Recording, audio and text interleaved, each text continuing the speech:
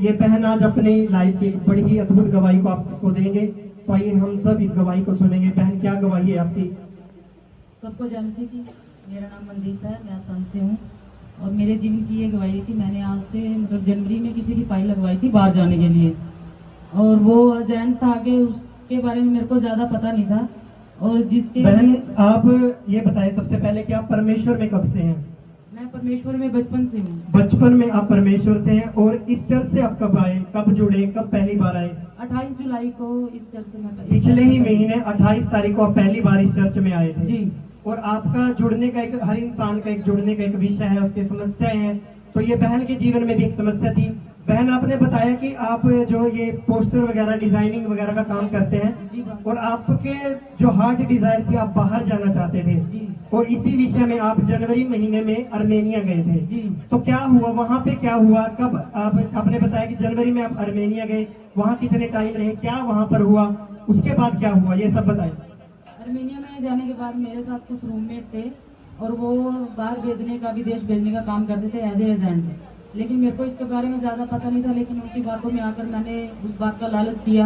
उन्होंने मेरे को बोला कि आप 1-2 फाइल दो, हम भी आपको कुछ ना कुछ कमीशन देंगे। तो यहाँ पे मेरा कोई जानकार था जिनको मैं 5 से 10 साल के बीच में जानती थी, और उन्होंने मेरे विश्वास पे एक लड़के की फाइल मेरे को दी, पंजाब से है वो लड़का, और उसके लिए मतलब 1.5 लाख रुपया भी मेरे को उन्होंने दिया। मेरी भाभी वहाँ से पानीपत से लेके आए थे पैसा। उसके बाद 6 लाख रुपए थे, वो 6 लाख रुपए उन्होंने एजेंट के अकाउंट में डलवाए। टोटल मेरे थ्रू उनके पास 7.5 लाख रुपए आ चुके थे और उनकी फाइल थी यूएसए जाने के लिए। तो इस बीच में मेरे को कुछ मम्मी की तबीयत खराब हो गई और कुछ मेरा वहाँ काम की कुछ सेटिंग ना होने की वजह से मैं अप्रैल में वापस आ चुकी थी वहाँ से। और आने के बाद मेरे ऊपर दबाव था कि वो लोग बोल रहे कि आपने जो टाइम दिया तो उस टाइम तक हमारा वीजा नहीं आया। ये बहन बताते हैं कि जब ये अर्मेनिया गए, वहाँ इनको कोई रूममेट मिले, उन्होंने इनको बताया कि आप बाहर जाने के सोच रहे हैं, इससे बढ़िया आप खुद का काम करें, आप लोगों को बाहर भेजने का काम करें। और इन्होंने उनकी बातों में आकर लालच किया, जो भी है। इन्होंने वहीं से किसी रिलेटिव को अपने यहाँ से बात की, उनको बताया कि मैं बाहर भेजने का काम मैंने यहाँ से शुरू किया है और मैं आपका फाइल का काम कराऊंगी। और इसने, जो ये बहन बताते हैं कि इन्होंने किसी जन की फाइल रिसीव की जिसको ये यूएस से भेजने के बारे में इनकी बात हुई, और उस इंसान से इनके पास 1.5 लाख रुपए आए और 6 लाख रुपए जिस एजेंट से आगे ये उन भाई का, उस जन का काम करवा रहे थे, उनके अकाउंट में इन्होंने डलवाए। तो जैसे इन्होंने बताया कि 7.5 लाख रुपए टोटल उस इंसान के पास से इनके पास आए, 1.5 इनके पास और 6 लाख रुपए उस एजेंट के पास। और हुआ यूं कि वो एजेंट कुछ दिनों के बाद पैसे लेकर फरार हो गया, जिसका इनके पास कोई डिटेल नहीं थी, कुछ भी इनके पास नहीं था। और उस समय ये अर्मेनिया में थे। वहां से ये जब इंडिया वापस आए तो इनके ऊपर जुडिशियल जो केस बन गया, जो आप लोग, कई लोग जानते होंगे, कबूतरबाजी का केस पड़ता है, वो केस इनके ऊपर पड़ा, फ्रॉड का केस इनके ऊपर पड़ा कि इन्होंने ऐसे ऐसे पैसे रखे। बहन, जब आपके ऊपर ये केस हुआ उसके बाद आपकी लाइफ में क्या हुआ? जब उन्होंने मेरे ऊपर ये केस किया, मेरे पास पुलिस स्टेशन से, पंजाब से फोन आना शुरू हो गया कि आप यहाँ पे आओ और बातचीत करके जाओ। लेकिन हम वहाँ पे 2-3 बार उन्होंने बुलाया, हम नहीं गए कि मेरे को डर था। मैंने जिंदगी में कभी कुछ ऐसा किया नहीं था, लेकिन मेरे को ऐसा लग रहा था मेरी जिंदगी में पता नहीं ये क्या तूफान आ चुका है। लेकिन उन्होंने क्या किया, पुलिस को हमारे घर भेजा। और उस टाइम ऐसा था कि परमेश्वर की दिया थे कि हम घर पे कोई भी नहीं मिले, यदि कोई मिल जाता तो वो सीधा थाने में लेके जाते और हमारा चलान करवाते। लेकिन मेरे चाचा जी थे, उन्होंने हमसे टाइम लिया पुलिस वालों से कि आप हमें 2-4 दिन का टाइम दो, हम वहीं पे आते हैं। फिर हम यहाँ से पंचायत लेके वहाँ पे गए। तो वहाँ पे जिस दिन पंचायत की, जो बंदा मेरे साथ दूसरा था काम करने वाला, वो तो था नहीं, लेकिन वो लड़का ही था अकेला। एलिगेशन उसने, मतलब उसके पास सारे प्रूफ थे हमारे खिलाफ। तो जो प्रूफ उनके पास मिले थे, उन्होंने बोला कि यहाँ तो आप इनका 7.5 लाख रुपया दो, नहीं तो आपको कबूतरबाजी के केस में आपका केस भी होगा, चलान भी होगा, कम से कम आपको 5 साल की सजा होगी उसके अंदर।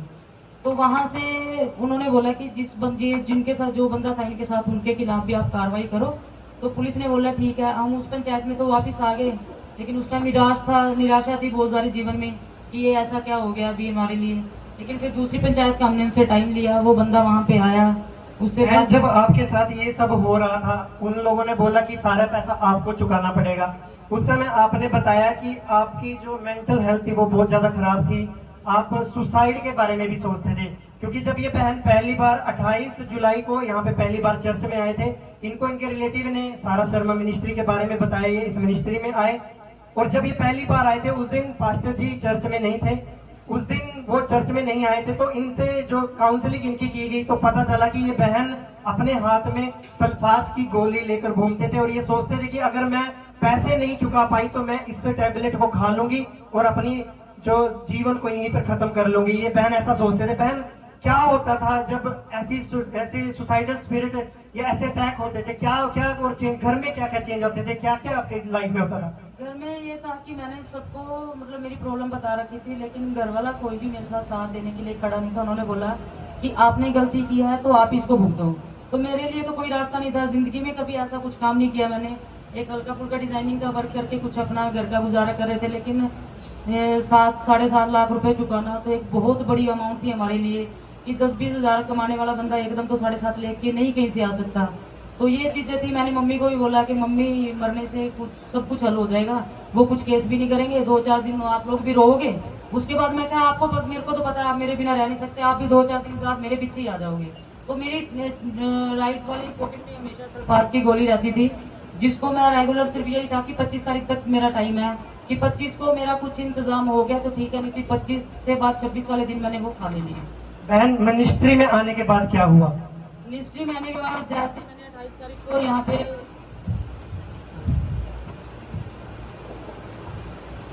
28 तारीख को जैसे मैं यहाँ पे आई, मेरी ताई जी हैं, उन्होंने मेरे को बताया था कि आप मेरे साथ एक बार चलो वहाँ पे। तो मेरे जीवन में निराशा बहुत ज्यादा थी। मैंने सोचा कि वैसे भी प्रेम में जाते हैं, चलो एक बार चल के देख लेते हैं क्या होता है, कि मेरी लाइफ में कुछ चेंज आता है नहीं आता है। यहाँ पे आने के बाद सिस्टर रितु है, ब्रदर संजीव, इन्होंने मेरे को काफी मोटिवेट किया और बताया कि सुसाइड किसी भी बात का हल नहीं होता है, वचनों के द्वारा मेरे जीवन में। बहन आपने जब आप नेक्स्ट मीटिंग में, उससे अगली मीटिंग में आए, क्योंकि उस दिन जब आप आए थे पास्टर जी नहीं थे, तो अगली मीटिंग में आपने परमेश्वर की दासी से बात की, प्रभु की दासी ने आपको क्या वर्ड दिए थे, क्या आपको डायरेक्शन दी थी और उसके बाद क्या चेंजेस आए? मेरी मतलब 28 तारीख को ही शाम को बात हो गई थी पास्टर जी से। उन्होंने बोला कि उन्होंने भी मेरे को समझाया कि ऐसा नहीं होता, और फिर उन्होंने बोला कि आप ऐसे करो, आप डे और नाइट की फास्टिंग करो जब तक आपका ये केस क्लियर नहीं होता है। तो मैंने उसी तरीके से परमेश्वर के कदमों में बैठना शुरू किया और धीरे धीरे अभी मतलब आज से मतलब 10 से 15 दिन पहले ही मेरे पैसे का इंतजाम हुआ। उससे पहले उन्होंने मेरे को सिर्फ 2 महीने का टाइम दे रखा था कि 2 महीने में आप पैसे देते हो तो ठीक है, नहीं तो हम आपका चलान करवाएंगे। और ये बहन बताते हैं कि जैसे परमेश्वर की दासी ने इनको वर्ड दिए कि आप डे नाइट फास्टिंग में चले जाओ, प्रभु में फेथ रखो, प्रभु इंतजामों को करेगा, क्योंकि वो इंतजामी खुदा है। और इस बहन ने फेथ किया, फास्टिंग में चले गए। और ये बहन बताते हैं कि इसी दौरान जो ये दिन निकल रहे थे, एक जो जन जिन्होंने इनको वो केस दिया तो उस जन को लाकर दिया था कि भाई का ये काम करवाना यूएसए का, वो जन भी उस केस में शामिल हुआ। इनकी पंचायत वहां पे गई जहां पर इनको इकट्ठा होना था, और जो 7 लाख कर्ज इनको देना था, उसमें एक और पार्टनर जो पंचायत ने बनाया कि 3 लाख ये लड़की देगी जिनका नाम मनदीप, जो आपके सामने गवाही दे रहे हैं, और जो 4.5 लाख है वो दूसरा जन देगा जिस जो उस इंसान को लेकर इनके पास आया था कि इनका भाई का काम करवाना है यूएसए जाने का। तो इनको दोनों को बीच में जामीन बनाया गया और इन्होंने 3 लाख रुपए देने थे, और उस जन ने 4.5 लाख में इनकी बात हुई। और प्रभु का ऐसा अनुग्रह रहा कि जैसे ये बताते थे कि पैसे का कहीं से भी इंतजाम नहीं हो रहा, प्रभु ने इजी 1 महीने में पूरे इंतजामों को भी किया। जो लोग इनका साथ नहीं दे रहे थे, लोगों ने साथ भी दिया। डिवाइन स्पीड इनकी लाइफ में आई, डिवाइन हेल्पर आए, और जो 3 लाख रुपए इनको देने थे उसकी बजाय भी प्रभु ने 2.5 लाख में 28 अगस्त को अभी पिछले ही दिनों में प्रभु ने इनके केस को सोल्व किया। तारीफ करें, पर जोर से खुदा की महिमा करें। Hallelujah, hallelujah, hallelujah. और ये बहन बताते हैं कि इनका पासपोर्ट तक उस इंसान ने जब्त कर लिया था और वो देने से मना कर रहा था। 3 लाख रुपए इनको देने थे। प्रभु का ऐसा अनुग्रह हुआ, 3 की बजाय 2.5 लाख में केस भी खत्म हुआ, और जो पासपोर्ट उनका लिया हुआ था वो पासपोर्ट भी इनका वापस आया, और जो केस डला हुआ था उससे आज भाई इज्जत बरी है। तारीफ करें एक बार, जोर से खुदा की महिमा करें। Hallelujah, hallelujah. आप उस इंसान की गवाही को देख रहे हैं जिसने अपनी पॉकेट में बताया कि मैं दवाई रखती थी कि मैं अपने जीवन को फिनिश करूंगी, खत्म कर लूंगी, और आज खुदा के अनुग्रह से आपके सामने जीवित है, बिना किसी टेंशन के, बिना किसी परेशानी के। तारीफ होनी चाहिए, प्रभु की तारीफ करें। Hallelujah, hallelujah, hallelujah. बहन आपने बताया कि एक समय ऐसा था कि परिवार वाले भी ये कहने लगे थे कि तूने गलती किया, तू भुगतेगी। इन्होंने बताया कि इनके परिवार में भी कोई जन है जो प्रभु की महिमा करते हैं, प्रभु का नाम लेते हैं। उस इंसान ने भी इनका साथ नहीं दिया था।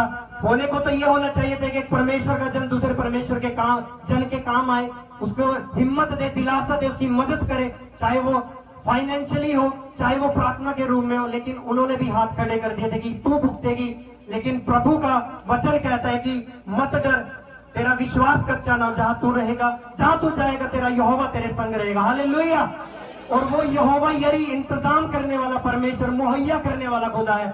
इस बहन को कर्जों से आजादी दी, बंधनों से आजादी दी, और जो मरने तक की सोचते थे, प्रभु ने उस सुसाइडल स्पिरिट से भी आजाद किया। तारीफ करेंगे एक बार जोर से, खुदा की महिमा करेंगे। हालेलुया। बहन, आपने मिनिस्ट्री से जुड़कर इस गवाही को पाया है, आपने अपनी लाइफ में चेंजेस को देखा है, आपने सीखे भी ली हैं अपनी गवाही से। तो आप उन लोगों को जो अभी भी अपनी गवाही के इंतजार में है, आप अपनी तरफ से उनको क्या मैसेज देंगे? मैं सबको यही कहना चाहती हूँ कि आप परमेश्वर के प्रति वफादार बने रहें। हम परमेश्वर के प्रति वफादार रहते हैं तो वो हमारे सारे इंतजामों को, वो हमारी आत्मिक और शारीरिक सारी जरूरतों को पूरा करता है। तारीफ करेंगे एक बार जोर से, खुदा की महिमा करेंगे। हालेलुया। और जहां ये बहन, इन्होंने अपनी गवाही में एक छोटी सी बात और बताई कि जहां ये जॉब करते हैं, वेब डिजाइनिंग का या पोस्टर मेकिंग का, जो भी है छोटा मोटा रोजगार, जैसा भी प्रभु ने इनको अनुग्रह दिया है, वहां पर भी इनको फेवर मिला। पहले जो सैलरी थी उसमें बढ़कर 3,000 रुपए इनको और फेवर मिला है। तो तारीफ करेंगे एक बार जोर से, खुदा की महिमा करेंगे। Thank you Jesus. इस गवाही के लिए हम खुदा का धन्यवाद करते हैं। हालेलुया। आइए अगली गवाही को हम सुनेंगे।